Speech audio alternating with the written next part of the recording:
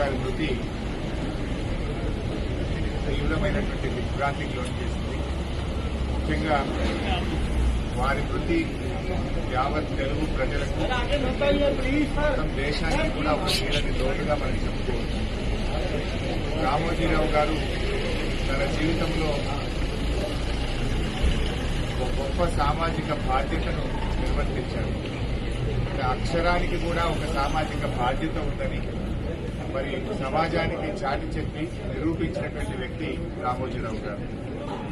అంటే పేద ప్రజల గొంతుకగా తన పత్రికను నిలుపుతూ మరి ఎంతో మంది పేదల పక్షాన నిలబడ్డటువంటి మహనీయుడు.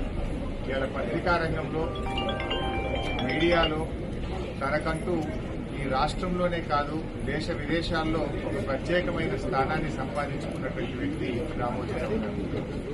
ఉదయాన్నే పత్రిక వచ్చిందంటే జిల్లా క్యాంపెయిన్ స్టార్ట్ అయినాయంటే అంటే ప్రజలకు పత్రికల్ని చాలా దగ్గరగా చేసినటువంటి వ్యక్తి ఇవాళ రామోజీరావు గారు.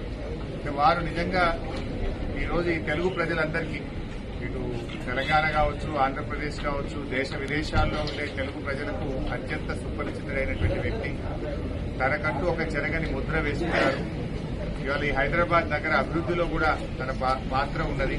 ఇంత గొప్ప ఫిలిం సిటీని నిర్మించడం, ఈ ప్రాంత అభివృద్దిలో తాను కూడా భాగస్వామ్యమైనటువంటి వ్యక్తి. మరి అలాంటి గొప్ప వ్యక్తి ఈ రోజు మన మధ్య లేకపోవడం చాలా బాధాకరం.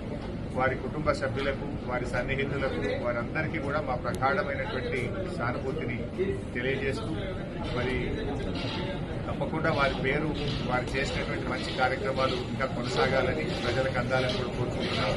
తెలుగు భాష అభివృద్ధి పైన కూడా తెలుగు భాష నిలబడాలని, తెలుగు భాష 10 కాలాల పాటు ప్రజలందరికీ ఇది నిలబడే విధంగా ఉండే విధంగా కూడా ఆయన ఎంతో కృషి చేసినారు. తెలుగు భాష మీద ఆయనకు ఎంతో మక్కువ ఉండేది. ఈ భాష పరిరక్షణ కోసం కూడా ఆయన చేసినటువంటి కృషిని కూడా ఈ సందర్భంగా గుర్తు చేస్తున్నారు.